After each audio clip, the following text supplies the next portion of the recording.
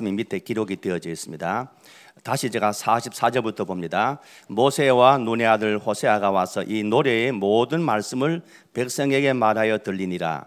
모세가 이 모든 말씀을 온 이스라엘에게 말하기를 마치고 그들에게 이르되 내가 오늘 너희에게 증언한 모든 말을 너희의 마음에 두고 너희의 자녀에게 명령하여 이 율법의 모든 말씀을 지켜 행하게 하라. 이는 너희에게 헛된 일이 아니라 너희의 생명이니 이 일로 말미암아 너희가 요단을 건너가 차지할 그 땅에서 너희의 날이 장구하리라. 아멘. 44절에는 노래의 말씀을 그렸습니다. 그런데 45절과 46절 말씀 보니까 말씀에 대한 얘기를 하고 있어요. 노래가 중요한 것이 아니고 뭐가 중요해요? 가사가 중요해요. 이 말씀을 너희들이 불렀던 이 노래의 가사를 너희들이 지켜 행하라. 그러면 너희가 가는 그 땅에서 장구한 축복을 누리게 될 것이다 하는 그런 내용을 오늘 본문에 기록을 하고 있습니다. 제가 찬양대를 지휘도 오랫동안 했습니다. 또 교회에서 목회도 해보면서 느끼는 게 뭔가 하니까 우리 찬양하는 많은 분들이 또 성도들이 찬양에 대한 관심은 가사보다는 음악적인 부분에 많이 관심이 있어요. 이게 성경과 안 맞습니다. 성경의 관심은 음악적인 부분보다는 어디에 관심이 있어야 됩니까? 가사에 관심이 있어야 돼요. 그러겠죠. 그래서 찬양대원들은 다음 주일 할 찬양에 대해서요 가사를 다 외우면 좋겠어요. 한 주간 외우면서 오늘 연습한 곡은 다음 주에 하게 되니까 가사를 좀 외우면서 그 말씀을 내가 실천할 수 있다면요 한번 실천도 해보세요. 그게 찬양의 목표입니다. 그러겠죠? 오늘 읽었던 시편 1편 말씀대로 율법을 즐기고 율법을 묵상하는 것이 찬양의 기본입니다.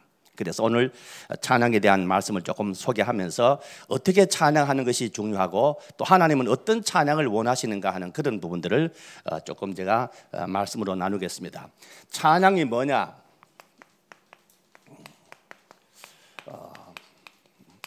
찬양이 책으로 만들어져 왔죠. 책으로.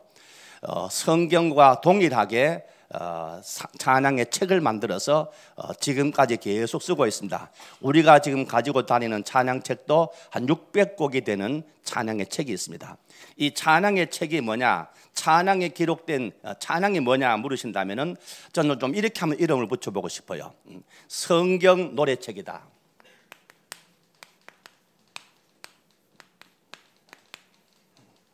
찬양이 뭐라고요? 성경 노래책입니다. 성경의 말씀을 노래로 만들었어요. 왜 노래로 만들었습니까? 기억하기 쉽도록. 광야길 가는 동안에 어디서든지 이 노래를 부르면서 하나님의 언약의 말씀을 내가 불러오고 내가 묵상하고 내가 실천할 수 있는 그런 언약으로 살도록 노래책으로 만들었어요. 이게 찬송가입니다. 그래서 찬송가는 음악보다는 기능보다는 뭐가 중요하다?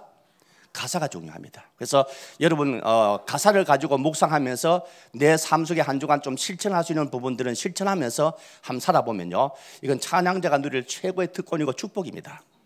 그래서 여러분 찬송 가운데도 여러분 좋아하는 가사들 한 장 좀 꺼내서 찬양하신다면요 1절 가사를 음악 없이도 외울 수 있어야 됩니다. 한 절 가사를요. 가능한지 모르겠어요. 음악이 붙어 음악으로 따라하면 되는데 그냥 내가 음악 없이 그냥 외워버리면요 이게 쉽지 않습니다. 어려워요. 근데 하나님이 우리에게 음악을 가르치려고 찬송을 주신 것이 아니고 뭐를 가르치려고? 가사 언약을 가르치려고 찬송을 주신 것입니다. 이걸 여러분 잘 이해하셔야 돼요. 그래서 저는 한 주간 묵상하면서 그래 우리가 수첩을 갖고 다니듯이 혹은 우리가 지갑을 갖고 다니듯이 지갑 속에는 뭐를 넣습니까? 우리가 하루 동안 사는 동안에 제일 중요한 것들 무슨 뭐 신용카드, 주민등록증 혹은 무슨 운전면허증 같은 것들 또 돈 조금 넣고 이게 지갑 아니겠어요? 마찬가지로 하나님이 광야길을 가는 동안에 제일 중요한 언약들을 노래라는 그 수첩 속에 지갑 속에 담아가지고 우리가 갖고 다닙니다. 그게 찬양입니다. 그래서 내가 길을 가면서도 찬양할 수 있습니다. 내 마음에 주여 소망 되소서. 주 없이 어떤 것도 다 내게는 소용이 없습니다. 밤에나 낮에나 주님 생각, 잘 때나 깰 때도 나는 주님을 사랑하고 생각합니다. 그러겠죠? 그런 마음으로 우리는 가사를 가지고 묵상하는 이게 돼야 됩니다. 그 찬양대원들 같은 경우 보면요 그냥 주일날 교회 와서 찬양한 데는 찬양을 잘해요. 근데 찬양을 잘하면서도 실제로 내 삶 속에 오늘 불렀던 찬양, 그죠? 지난주에 불렀던 찬양 같은 것들이 내 머릿속에 남아있지 않습니다. 남아있다면요, 음악적인 부분은 강하게 남아있는데 가사가 별로 없어요. 이게 우리가 찬양을 잘못하고 있는 것이다. 모세는 유언적으로 하는 말씀인데, 이 노래의 말씀을 모든 사람에게 가르치라. 특별히 후대들에게 가르쳐라. 모세 유언입니다. 후대들이 이 언약의 말씀을 노래에 집어넣어서, 노래라는 수첩과 지갑 속에 집어넣어서 오랫동안 기억하고 간직하도록. 그러겠죠? 음악은 모든 언어 가운데서도 가장 강한 언어가 음악입니다. 말보다도 웅변이 강하고요, 웅변보다는 시가 강하고요, 시보다는 노래가 강하고, 노래보다는 찬양이 강해요. 이 땅에 존재하는 모든 말 가운데서 가장 강한 언어가 찬양입니다. 그래서 그 강한 언어 속에 하나님은 언약의 메시지를 담아주신 것입니다. 이게 찬양이에요. 그래서 찬양은 성경 노래책이다, 언약 노래책이다. 성경 속에서도 가장 중요한 언약들을 뽑아가지고 시로 만들어서 찬송가로 만들어 우리가 광야길에 필요하면 언제든지 소환해서 머릿속에 뽑아내서 우리가 부르고, 그 언약의 힘을 내가 누리고 그 언약의 축복을 내가 누리도록 주신 것이 바로 찬송가다. 여러분, 그렇게 이해하시면 돼요. 그래서 우리를 지으신 창조 목적이 뭐랬습니까? 찬양하도록 지었다. 찬양하도록 지으신 가장 큰 이유가 뭡니까? 찬양 속에서 하나님의 메시지를 내가 누리고, 그게 임마누엘입니다, 사실은요. 그리고 찬양 속에서 내가 치유받고, 언약의 말씀을 자꾸 묵상해 보세요. 그렇죠? 새 힘 얻고, 이런 일을 하면서 광야길에 승리하는 삶을 살도록 하나님 우리에게 찬양을 주신 것이다. 여러분, 그렇게 찬양을 이해하시면 됩니다. 그런데 찬양 중에 찬양은 시편이죠. 시편. 저는 이 시편을 설명할 때 자주 말씀드렸어요. 시편은 시가 아니고 뭐라고 제가 강조했습니까? 시편은 시가 아니고 뭐다? 찬양이라고 강조했죠. 시편은 시가 아니고 찬양입니다. 이스라엘 백성들이 성전에서 부를 때 이 시편가를 가지고 찬양을 했어요. 시편가는 이스라엘의 찬송책입니다. 유대인들이 이 시편가를 부를 때, 유대인들은 이 시편가를요 테힐림이라는 이름으로 붙였습니다. 테힐림. 성경마다 창세기, 출애굽기, 신명기 이름이 있듯이요, 유대인들이 붙였던 이 시편에는 테힐림이라는 이름을 붙였어요. T-E-H-I, 영어 표기입니다. T-E-H-I-L-L-I-M, 영어 표기로 이렇게 테힐림이라 이렇게 시편가를 불렀어요. 그래서 보통 이제 시편가가 지어진 연도를 보면요, 모세의 기도도 나옵니다. 90편이에요. 그리고 다윗의 작품이 제일 많아요. 제가 시편을 좀 연구해 보니까요, 다윗의 작품이라고 이름이 기록된 것은 한 72편 되는데, 실제로 좀 내용들을 쭉 살펴보면요 100편이 넘어요. 그만큼 다윗은 시편의 한 3분의 2 정도를 지은 그런 인물인데, 다윗은 주전 한 2000년경의 사람입니다. 1000년경의 사람이요. 모세는 1400년경이죠. 모세도 그 기록이 남아있는 거 보면요, 1400년경에 있었던 모세의 기도도 거기 들어와 있고, 다윗이 쓰는 시가 제일 많기 때문에 시편은 한 1000년 전에, 주전 1000년경에 아마 지어졌을 것이다, 이렇게 보통 추적을 하고 있는데, 그래서 유대인들은 이 테힐림은 무슨 뜻인가 하니까 찬송입니다. 혹은 찬송가요. 찬송이라는 단어하고 시라는 단어하고는요 차이가 많이 납니다. 찬송이라는 단어는요 예배라는 단어와 같습니다. 그래서 시라는 말은 굉장히 찬송을 좀 지혜를 뭔가 격화시키는 어떤 그런 이름 같아 보니까요. 그래서 유대인들은 수백 년 동안 그러니까 모세 다윗 시대에 지어졌다면요 거의 한 1000년 정도 이 찬송이라는 이름으로 진행이 되다가, 이게 주전 300년경에 이제 히브리 말이 없어질 위기가 닥치게 되니까 여러분 아시는 대로 이제 70인역으로 이 히브리 언어를, 히브리 말 구약 성경을 번역합니다. 이게 70인 번역이요. 이때 70인으로 번역을 하면서 헬라 말로 이름을 바꿔버렸습니다. 헬라 말로 바꾼 이름이 뭔가 하니까 프살모이, P-S-A-L-M-S, 영어로는 삶, 영어 이름은 그렇게 표시합니다. 삶. 이게 헬라 말이거든요. 이거는 히브리 말이고 이건 헬라 말입니다. 헬라 말의 삶이란 말은 무슨 뜻인가 하니까 지금 영어로는요 시편을 삶이란 말로 번역해 놨습니다. 헬라 말로는 프살모이. 이 뜻은 시, 노래 그런 뜻입니다. 혹은 시에다가 반주를 붙인 그런 노래다 이렇게도 설명을 하고 있습니다만은 이분들이 히브리 헬라 말에도 찬송이라는 단어가 있어요. 근데 굳이 찬송이라는 말을 빼버리고 시라는 말로 쓰게 된 이유가 뭔가 하니까 제가 깊이 많이 연구 못 해봤습니다만 제가 지금까지 연구한 바로 뭔가 하니까 시편 속에는 하나님을 찬양하는 찬양만 있는 것이 아니고 기도도 있더라. 또 시편 가운데는 하나님을 찬양하는 찬양만 있는 것이 아니고 뭔가 슬픈 비탄한 그런 시들이 많이 있더라. 그래서 이걸 전체를 찬송이라고 부르기는 조금 미흡하다. 그래서 시 혹은 노래라 그런 이름으로 붙였다 그래요. 그래서 저는 찬송을 좀 제가 연구하면서 느낀 거예요. 그렇다. 찬송에는 시편은 뭔가 하니까요. 찬송입니다. 찬송이요. 찬송에는 종합적인 예배입니다. 종합 예배. 그래서 주일날 오후 예배는 우리가 보통 부르는 이름이 주일 찬양 예배입니다. 오후 예배는 그렇게 쓰지요. 그 말은 뭔가 하니까 찬양만 가지고도 예배가 된다는 뜻입니다. 찬양만 가지고 예배가 될 수 있는 이유가 뭔가 하니까 이 찬양 속에는 먼저 말씀이 들어가요. 가사가 말씀이죠. 찬양 속에는 기도가 들어가요. 아까 말씀드린 대로 헬라인들이 번역하면서 이건 기도가 이 찬양이 될 수 있냐. 그런데 성경 속에 보면 얼마든지 기도가 찬양이 된 부분들이 많습니다. 그렇겠죠? 예배가 되려면 기도도 들어가야 된다니까요. 찬송 한 장 부르는 것이 예배라. 찬송 속에 기도도 들어있어. 찬송 속에 하나님 말씀도 들어있어. 그렇겠죠? 이게 찬양의 비밀입니다. 그러니까 예배가 되는 거예요. 그래서 여러분 주일날 오후 예배든지 찬양할 때 그냥 하지 마세요. 이건 예배다. 하나님은 지금도 누구를 찾고 계신다고요? 예배자입니다. 예배할 때 하나님을 만나는 시간이기 때문에 찬양을 함부로 대하면 안 돼요. 찬양으로 함부로 대해버리면요 하나님도 여러분을 그 시간에 함부로 대합니다. 우리가 찬양을 귀히 대하고 귀하게 여기면 하나님도 우리를 귀하게 보십니다. 그 시간이에요. 그래서 우리 최고로 귀한 마음을 가지고 우리 찬양을 대하게 될 때 하나님 이런 은혜를 주시는데 또 여기는 또 전도도 포함돼요. 사실은요 찬양은 예배이기 때문에 예배 속에는 전도도 포함돼요. 전도 중에는 어떤 거요? 나를 전도하는 비밀이 큽니다. 찬양하는데 내가 전도돼요. 오늘 읽었던 신명기 32장 말씀대로 그러겠죠? 이 말씀이 찬양하는 동안에 내게 각인돼요. 음악이라는 강한 언어를 썼기 때문에 가장 쉽게 빠르게 내 속에 각인되는 것이 바로 찬양으로 각인되는 하나님의 말씀입니다.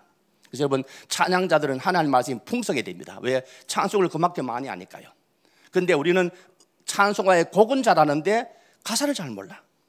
이게 우리 문제입니다. 이걸 조금 여러분 바꾸시면서 가사에 여러분 중점을 두시고 찬양하시게 된다면은 하나님 찬양 속에 굉장한 은혜를 우리에게 주시게 돼 있다는 그런 말씀이죠. 그리고 도리어 하나님께 영광 돌리는 찬양도 있겠죠. 이런 것들이 들어있기 때문에 찬송 한 장이 종합적인 예배가 되는 것이다. 그래서 찬송을 예배로 드려도 충분하다. 어디 갔든지 그렇습니다. 혼자 있을 때도 이런 찬양을 통해. 그래서 하나님은 광야길을 가는 동안에 우리에게 언약 노래책, 성경 노래책을 주셔서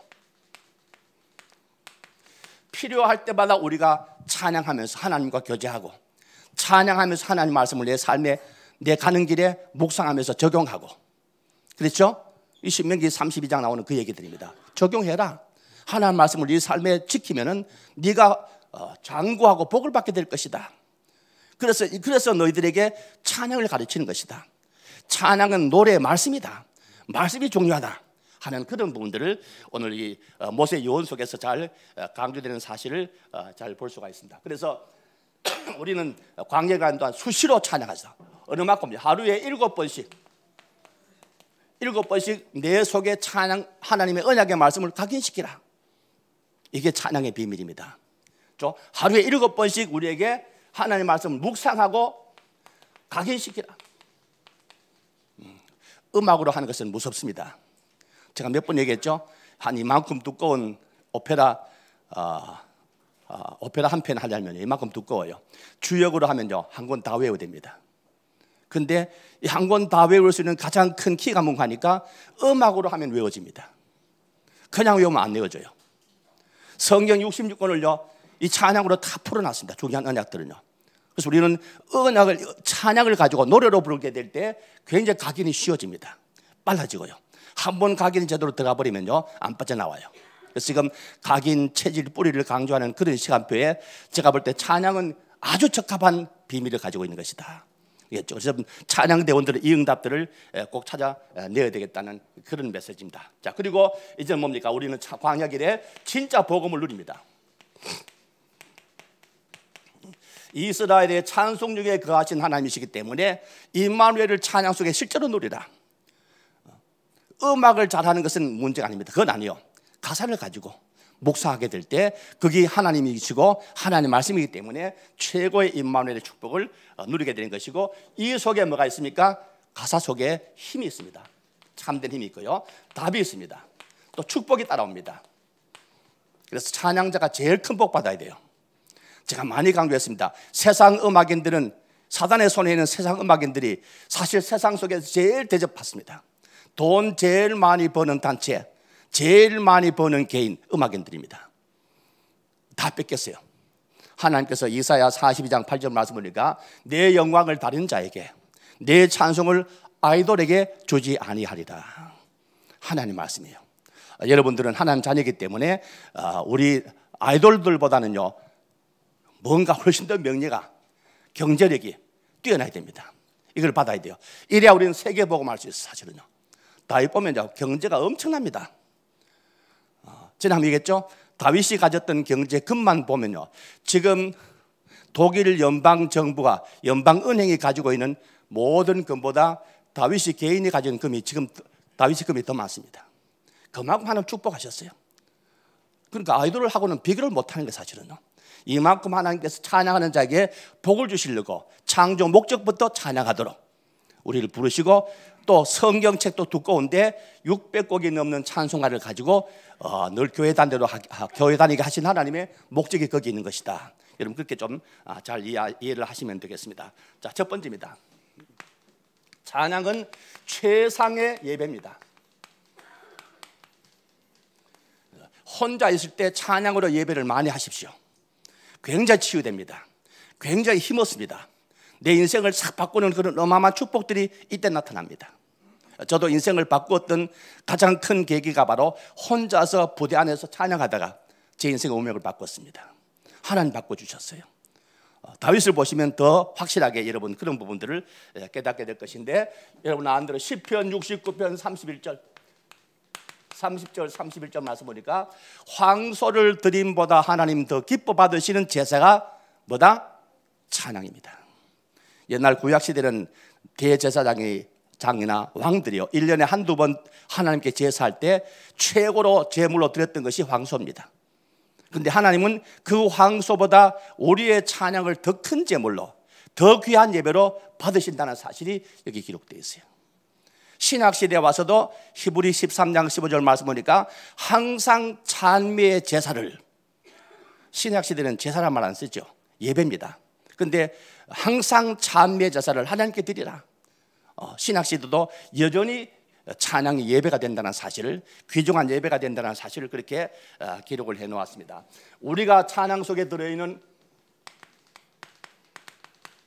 가사들을 잘 묵상하시면서 이 가사를 내 삶 속에 자꾸 적용하시는 것이 찬양자가 해야 될 응답이고 가장 큰 축복이다, 그렇게 보시면 돼요. 그래서 우리는 성경 가사가 말씀인데요 가장 중요한 언약들을 시로 만들어서 노래로 만든 것이 바로 찬송입니다. 그렇죠? 시편 19편 말씀 보니까 19편 7절부터 11절까지 말씀 보니까 하나님의 말씀을 가지고 묵상하고 찬양하게 될 때 하나님은 이 말씀이 나에게 찬양하는 시간에 영혼을 소생시키고,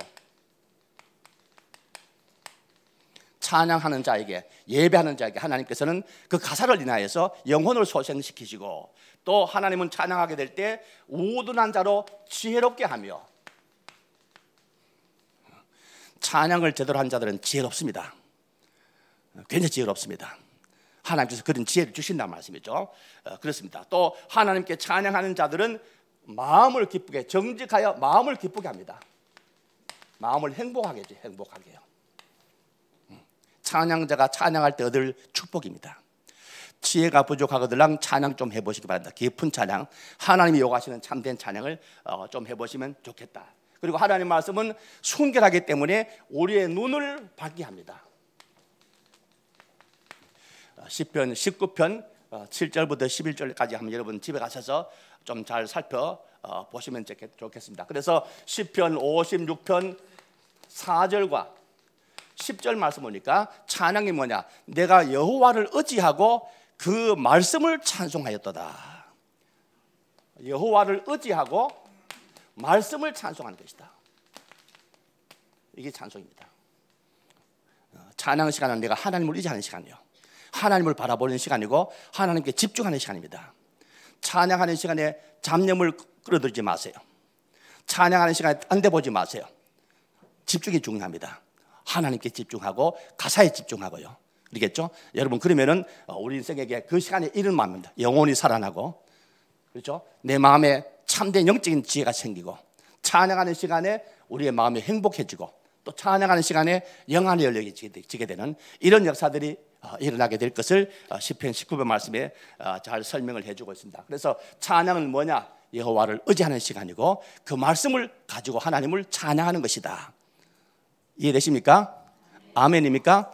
여러분이 최고 복을 받아야 될 사실은요, 교회 안에 제일 축복을 못 받는 부서가 누구 하니까 찬양돼요. 우리 사랑교회는 안 그러겠죠. 워낙 지혜자가 훌륭한 분이시고 목사님 훌륭하시니까요. 근데 제가 다녀보는 결과는 그래요. 화장을 너무 이쁘게 하고 또 원래 이쁜 사람을 앉혀놓았기 때문에 찬양대 보면 괜히 은혜 많이 받는 것 같아 보면요. 근데 제일 문제가 많아. 전에 제가 모셨던 목사님 그래요. 저 부서는 돈만 많이 쓴다. 돈만 많이 쓴대요. 찬양제 제대로 키우려면 돈도 많이 들어갑니다. 그렇죠? 그런데 정말로 찬양대원들이 은혜 받아보세요. 그 정도가 문제겠냐 말씀이죠. 이런 배경들이 성경 언약책입니다. 성경 노래책입니다. 이걸 늘 말하는 거예요. 밖에 나가면 성경 가지고 보고 할 수는 없잖아요. 찬송은 이미 우리가 입력이 돼버리면요, 노래하는 거 부르면, 찬양하는 거 부르면요, 가사가 다 나옵니다. 그걸 가지고 즐거워하고 묵상하는 것이고, 그 말씀이 중요한 것이 있으면요, 내 삶에 그냥 그 순간적으로 적용도 하고, 이게 참된 찬양이다. 그럴 것입니다. 그리고 찬양은 예배이기 때문에 기도가 포함됩니다.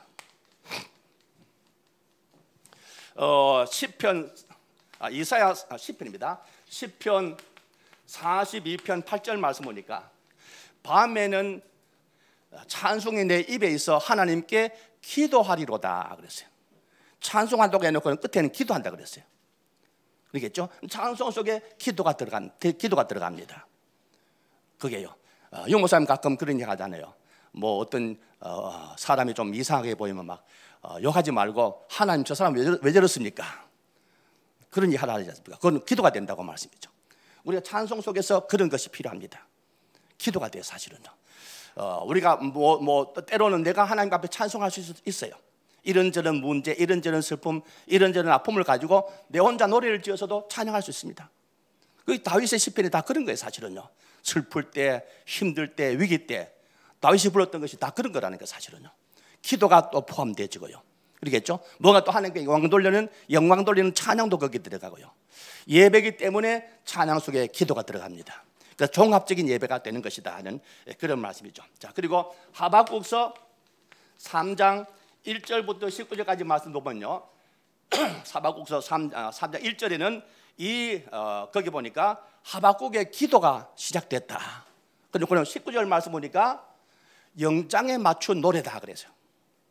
기도한다고 해놓고는 마지막에 보면요, 지휘자에 맞춰서 노래했다는 겁니다.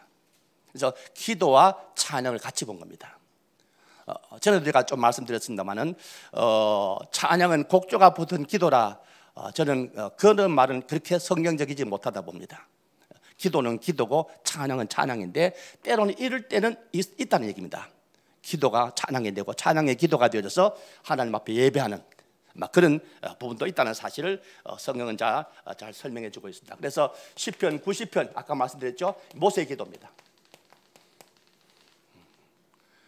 아까도 말씀했듯이 왜 찬양에 기도가 들어갔냐? 그래서 찬양이라는 찬송가라는 이름 붙이기는 이건 안 맞다. 그래서 이 사람들은 부살모의 시나 노래로 이렇게 막 이름을 바꿨습니다만은 찬송이기 때문에 예배이기 때문에 필요한 것입니다. 사실은요. 그런 부분도 좀 이해하는 게 참 좋겠다. 자, 그리고 세 번째입니다. 찬양은 전도가 포함됩니다. 찬양하는 시간에 전도가 되어져요. 그렇겠죠? 시편 40편 3절 말씀 보니까 다윗은 얼마나 하나님과 통하는 찬양했던지요. 새 노래 여호와께 올릴 찬송을 내 입에 두었더니 많은 사람이 보고 두려워하여 여호와를 의지하리로다. 다윗은 새 노래 불렀더니요, 많은 분들이 한꺼번에 하나님을 찾고 하나님 만나고 영접하게 되는 전도의 문이 크게 열리더라. 다윗의 시편 가운데 이런 일들이 많이 벌어집니다.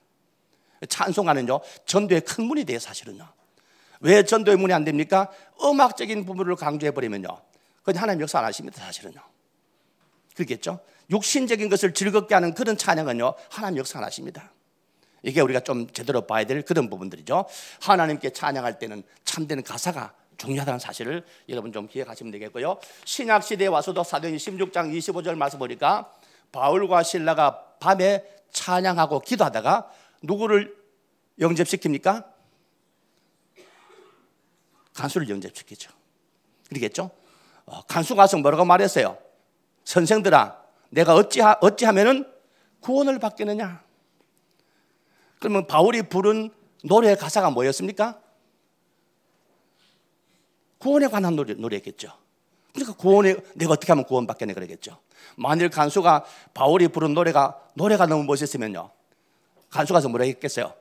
노래 참 너무 재밌다, 내 노래 좀 배워달라 이랬겠죠. 근데 바울과 실라가 밤중쯤 되어서 기도했던 찬양했던 그 찬양은 구원에 관한 노래였습니다.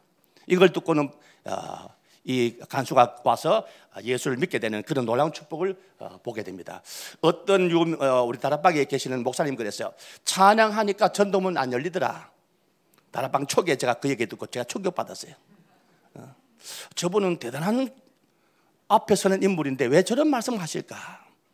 뭐를 모르면 그렇습니까? 찬양에 대한 비밀을 모르면 그럴 수밖에 없어요. 찬양은 어마어마한 힘을 가지고 있습니다. 그렇겠죠?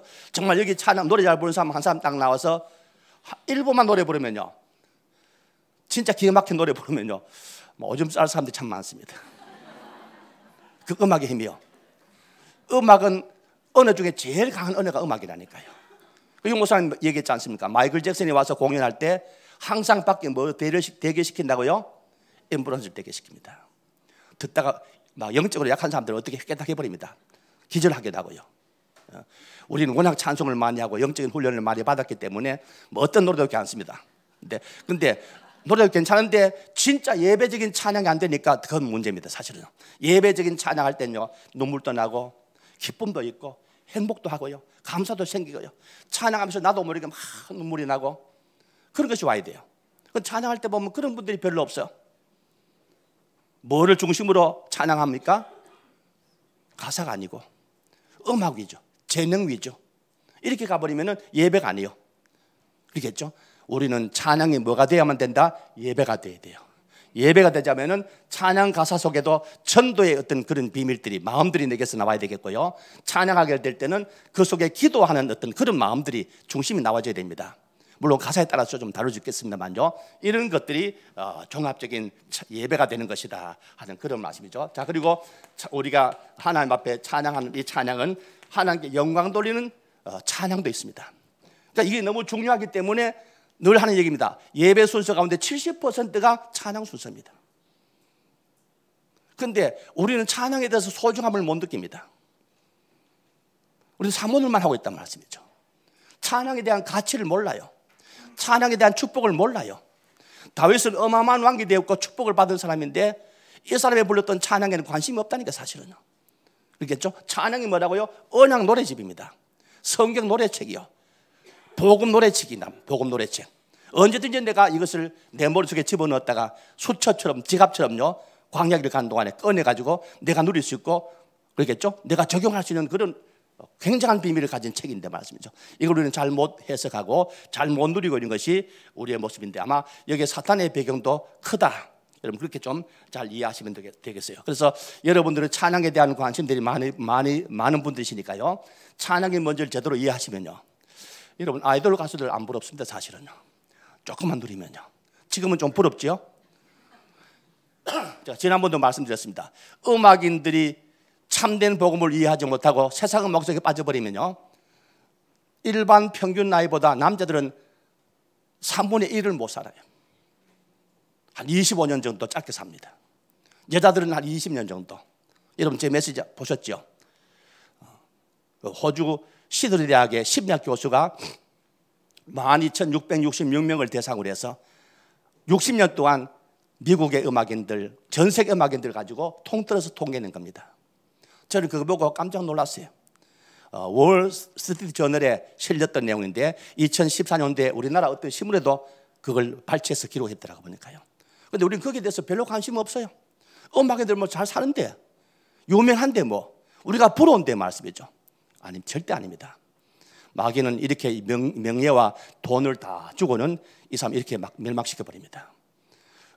세상 음악 속에는 반드시 그 뒤에는 사탄이 존재하고 좋은 것을 다 줬다가는 마지막에 죽이는 것이다. 그러겠죠. 경칩 때는 막 개구리가 깨어나는 시간표입니다. 그래서 금방 찬 데 있던 개구리를 냄비에 물을 좀 부어서 딱 올려놓으면요, 개구리가 추우니까 웅크리고 있어요. 밑에 불을 떼면 어떻게 합니까? 좀 따뜻해져요.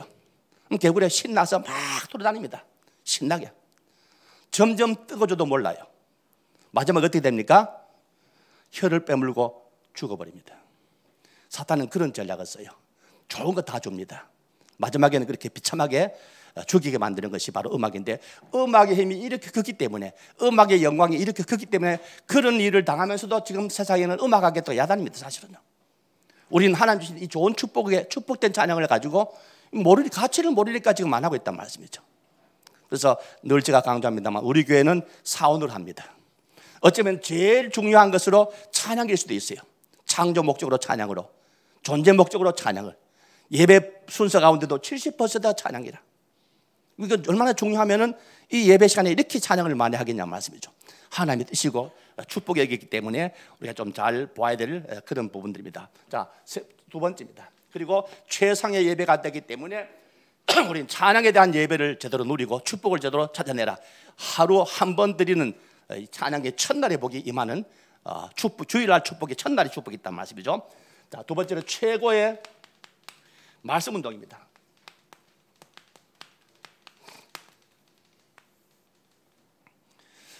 지난 화요일 날 새가족 할 때 유목사님 그 메시지에서 보니까요, 말씀 운동을 제대로 해야 된단 말이죠.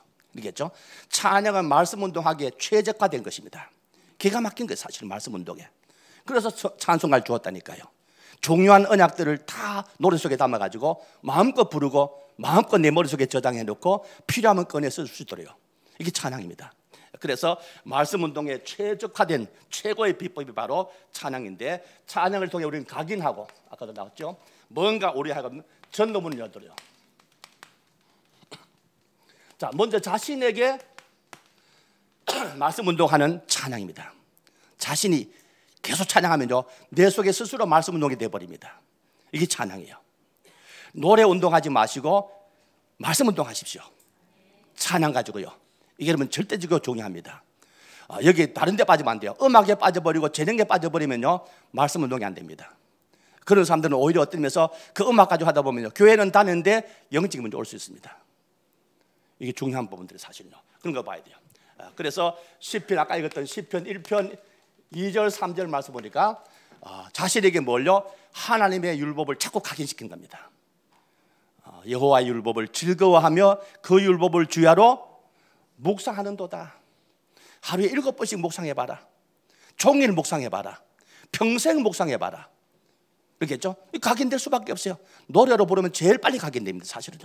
아까도 말씀했듯이 가장 강한 은혜가 노래이기 때문에 이 음악을 가지고 우리 속에 자꾸 반복하게 되면요, 빨리 각인되고 쉽게 각인되어질 수밖에 없다 하는 그런 사실을 좀 이해하셔야 돼요. 시편 119편 164절, 하루에 7번씩 네 속에 각인시켜라. 각인이 잘 안 되는 분들은요, 찬송가를 한 몇 곡씩 정해가지고 계속 한번 불러보세요. 가사를 묵상하면서. 이거는 하나님의 역사는 성령의 역사는 그런 부분이기 때문에 굉장한 효과들을 우리가 보게 되겠다는 그런 말씀이에요. 이러면은 형통자가 돼요. 형통자. 다윗처럼요. 다윗은요 형통자가 되고 서밋이 돼요. 서밋. 사무엘하 23장 1절 말씀 보니까 하나님께서 다윗을 아주 높이셨다고 말씀하고 있어요. 서밋은 누굽니까? 하나님이 높이시는 자입니다. 다윗만큼 하나님께서 축복하신 자가 없단 말씀입니다. 이만큼요. 제가 몇 번 얘기했습니다. 7명의 렘넌트 가운데도 왕으로 성공한 사람은 다윗밖에 없어요. 왕위는 없습니다. 사실은요. 그만큼 하나님께서 찬양했던 다윗을 내 마음에 맞는 자라, 사도행전 13장 22절에 그렇게 기록한 사실을 잘 볼 수가 있습니다. 자, 그리고 찬양은 어떤 일이 벌어지냐? 남에게 말씀을 각인시킨 일이 있습니다. 이게 참 중요하죠. 남에게요. 아까 말씀드린 시편 40편 3절 말씀. 찬양 계속하면요, 찬양은 별로 거부감 없이 사람에게 잘 들어갈 수 있습니다. 전에 우리 교회 어떤 할머니 한 분이 오셨는데요, 이분은 첫날 오자마자 찬송가 다 따라 불러요. 초신자인데 교회 처음 나왔어요. 아니 처음 나오는 할머니인데 나이도 많은 할머니요. 근데 와서 예배드리는데 찬양을 다 따라 하더라니까요. 제가 물어봤어요. 할머니 어떻게 찬양을 이렇게 잘 따라합니까? 물어봤더니 자기 친구가 다 교회 다니는 사람들이에요. 구역 예배 와서 찬양할 때 늘 듣다 보니까 자기도 모르게 다 외워주더라는 겁니다. 근데 안 보고 찬양 다 해요. 나이 많은 할머니, 눈도 안 좋은데 말이죠. 찬양은 남에게도 언약이 전달되고 각인시킨 겁니다. 그러겠죠? 여러분 이거 한번 잘 해보세요. 전부도 얘기했죠? 우리 강북 신학교에 나왔던 어떤 40대 주부인데 자기가 혼자 집에서 찬양하고 있는데 어떤 할머니가 오더니만 세댁 그 노래 참 듣기 좋다, 나도 좀 배우면 안 되겠냐 왔더래요. 그래서 이 노래를 찬송을 가르쳐 줬어요. 딱 보내고 나니까 이분이 아차 싶은 마음 들더래요. 이분이 노래 부르고 배우고 싶어서 왔겠느냐. 그래서 좀 다음에 만나면 꼭 내가 복음을 설명하고 영집시켜야 되겠다 싶었는데 다음날 손주를 데리고 왔더래요. 이 아이도 노래 좀 가르쳐달라고 말씀이죠. 그래서 할머니는 몇 번 노래 부르는데 다 따라 해보니까, 왜? 워낙 노래 많이 들었으니까요. 여러분 집에서 심심할 때 뭐 하시라고요? 찬양 많이 하십시오. 여러분 주변에 많은 분들에게 전달됩니다. 그러겠죠? 좋은 찬송 많이 해보세요. 많은 분들이 전달되면서 이분들이 자신도 모르게 그게 음악으로 각인돼 버려요. 그런 사람들을 교회에 데려오면요, 한 달도 안 돼서 중지자 못지않은 그런 신앙생활을 한다니까요. 새벽기도부터 말씀이죠. 딱 들어갑니다. 이게 참 중요하다는 그런 메시지죠. 그래서 찬양대원들은 우리가 이런 배경을 가지고 전도에 대한 것도 생각을 많이 하시라. 어쨌든 노래 잘하고 이것보다도요, 전도 잘하는, 또 내게 하나님 말씀을 각인시키는 이런 부분들을 좀 잘 하시면 좋겠습니다. 그래서 시편 51편 15절 말씀 보니까 51편 15절, 내 입이 주를 찬송하여 전파하리다. 내 입이 주를 전파하여 찬송하리다. 찬송으로 주님을 전파하겠다는 겁니다. 이 찬양 전도입니다. 사실은요, 이 힘이요, 찬양 전도가 강할 수밖에 없는 이유는요, 사도행전 16장 말씀대로 바울과 실라가 밤에 기도했는데 찬양했는데 이분들이 와서 예수 영접했지 않습니까? 답만 줬어요. 뭐 서론 필요 없어요. 그러겠죠? 뭐 불신 상태 필요 없어요. 바로 답을 주면 된다는 말씀이죠. 이만큼 이 찬양의 힘은 강하게 어떤 사람을 움직이고 어떤 사람에게 깊이 뭐가 감동을 주는 이런 힘이 있다 하는 사실을 좀 이해하시면 되겠죠. 그래서 아까 나온 대로 이 사도행전 16장 25절 이하에 나오는 내용도 좀 잘 보시면 되겠습니다. 자, 세 번째입니다. 찬양은 후대 언약 전달에 필수입니다.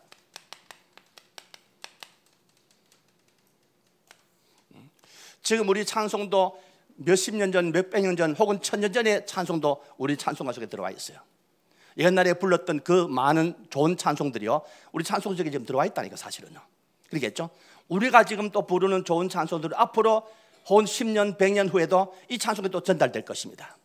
후대들이 음악으로 배우는 언약입니다. 음악으로 배우기 때문에 쉬워요. 빨리 배워집니다. 언약전들이 쉽다니까요. 그래서 모세 유언이 오늘 바로 그런 내용으로 주셨다는 말씀이죠. 찬송이 뭐냐?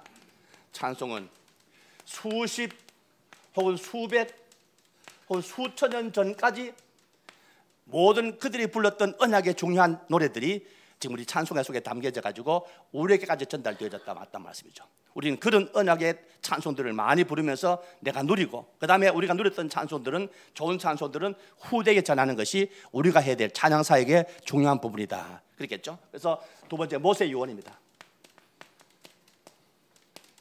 오늘 읽었던 신명기 32장 44절 이하에 보니까 그렇잖아요. 이 노래의 말씀을 모든 사람에게 다 알려주고 들려줘라. 그리고 이 말씀이 자기 삶에 적용되도록, 이 말씀에 좌로나 우로나 치우치 않도록 이 말씀을 전달해주라. 모세 유언입니다. 모세도 굉장한 음악의 사람입니다.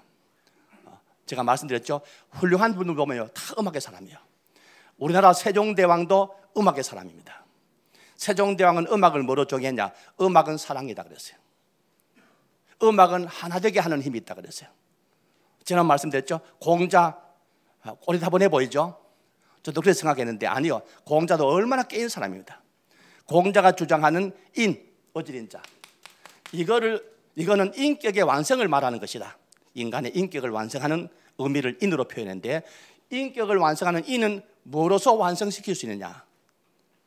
여러분 들으셨죠? 뭐가? 음악입니다. 음악. 그래서 공자는 음악을 많이 했다고 합니다. 공자는 절대음감을 가진 사람이라고 합니다. 공자는 작곡가라고 합니다. 공자는 음악의 비평가라고 합니다. 세종대왕도 마찬가지죠. 용벼천가를 누가 지었습니까? 애가 지었습니까?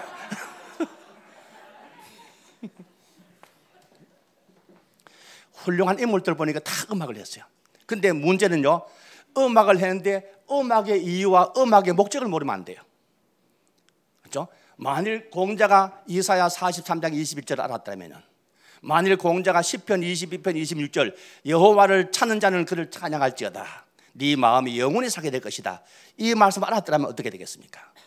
이걸 모르니까 음악에 대해서 좋은 점만 얘기해놓고 참된 축복은 못 누렸어요. 보면요, 이런 배경을 볼 때 여러분들이 찬양 메시지를 좀 제대로 가지고 여러분 예배한다면요, 굉장한 축복을 우리는 누릴 수밖에 없다 하는 그런 말씀이죠. 그래서 다락방에는 뭐를 많이 됩니까? 다락방에는 좋은 이점이 있습니다. 원색복음이 있어요. 원색복음. 그래서 이것을 가지고 좀 노래를 많이 만들어라. 찬양을요.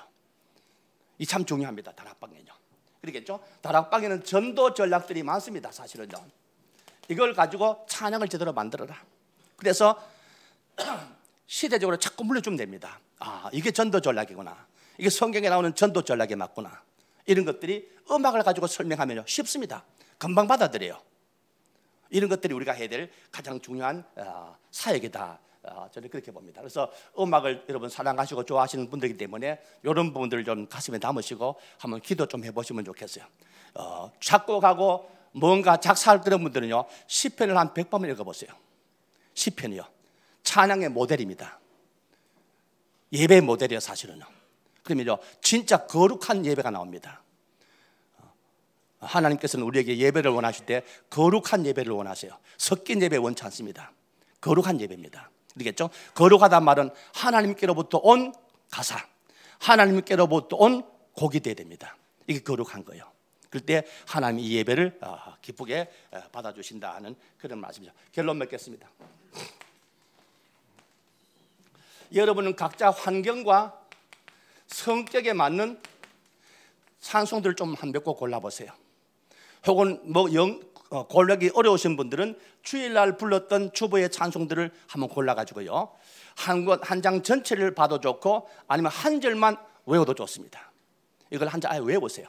가사만 가지고요 외우셔가지고 이걸 여러분 주중에 계속 한번 찬양으로 불러보세요. 그리고 중요한 가사들은요, 혹은 지금 내가 실천할 수 있는 그런 가사들은 지금 적용해 보면서 이 말씀을 가지고 여러분 삶에 응답으로 한번 누려보시면 좋겠다.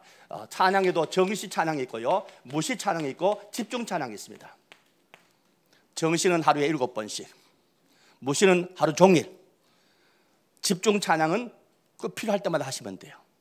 하나님 이렇게 우리게. 그래서 말씀드렸죠, 성경 속에는 찬송가 책만 5권 들어있습니다. 시편, 잠언, 전도, 아가서, 예레미야, 애가서.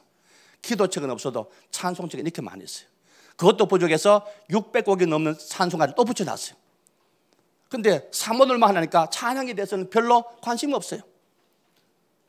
제가 그래서 속이 많이 타요. 나는 찬양에 대한 은혜를 많이 받은 사람이니까요. 이렇게 중요하게 예배 속에 하고 있는데 왜 우리 그것을 안 하고 있냐 말씀이죠. 이게 누구 전략일까? 응답을 못 받았어요. 방법을 몰라서 틀린 방법 가지고 하다 보니까 말씀이죠. 그러니까 이런 것들을 좀 제대로 잘 우리가 이해하시면서 이 응답을 꼭 찾아내면 좋겠다. 그래서 이것을 아예 가사를 외우세요.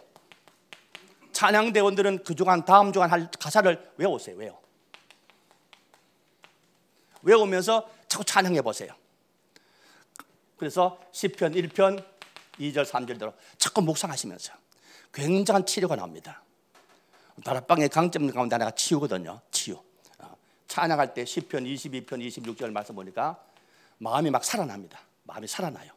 시편 18편 1절 말씀 보니까 참된 힘을 얻습니다. 이런 것들이 예배이기 때문에 그렇고요. 하나님 만나는 일이기 때문에 이런 축복들이 오게 된다는 사실을 성경 말씀에 잘 기록해 놓았습니다. 찬양이 뭐냐? 성경 노래책이다. 성경 전체는 다 복잡하고 너무 많기 때문에 가장 중요한 엑기스를 뽑아가지고 노래로 만든 것이 찬송합니다. 이 찬송하는 우리가 광야길에 책 없이도 언제든지 꺼내고 누릴 수 있도록 음악으로 만들었단 말씀이죠. 그래서 이건 내게 최고의 말씀 운동하는 것이고 남에게도 최고의 말씀 운동할 수 있는 것이다. 그렇겠죠? 그리고 이것은 후대에게 넘겨주면 굉장한 영적인 유산이 됩니다. 사실은 좋은 음악은 그래요. 좋은 찬송은요. 저는 옛날에 죄짐 맡은 우리 구주 어찌 좋은 친구인지 나 같은 죄인 살리신 그 은혜 놀라와 이런 찬송을 혼자 부를 때 눈물을 참 많이 흘렸어 보면요. 하나님 은혜가 그때 임하더라고 보니까요. 여러분도 찬양의 축복들을 좀 찾아내서 내게 언약을 각인시키는 우리가 각인 뿌리 체질이 참 잘 안 바뀌잖아요. 강한 은혜가 들어가야 됩니다. 제일 강한 은혜가 찬양이다. 이 응답들을 한 주간 한 달 동안 좀 누리는 우리 모두 되시기를 주님 이름으로 축복합니다. 전능하신 아버지 감사합니다. 우리 찬양이들 이렇게 많이 불러주심을 감사하고 다윗의 응답들을 찾아내는 최고의 복된 모임 되게 성령께서 역사해 주옵소서. 예수 그리스도 이름으로 기도합니다.